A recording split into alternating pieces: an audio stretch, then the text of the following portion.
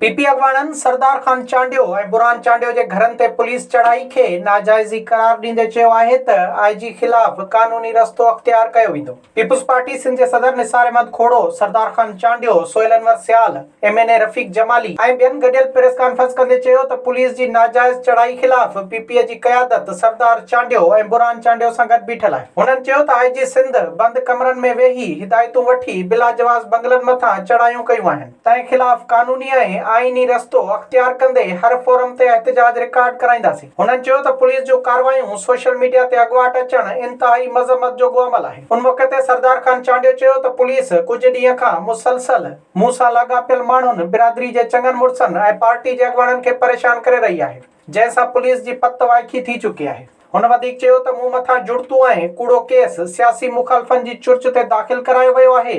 हुन चयो त मेहड़ वाक़ियो सिधी सही ख़ानदानी दुश्मनी जो सबबु आहे, जंहिंसां असांजो को बि तालुक़ नाहे। विज़िट कयो अवामी आवाज़ मीडिया ग्रुप जी वेबसाइट awamiawaz.pk।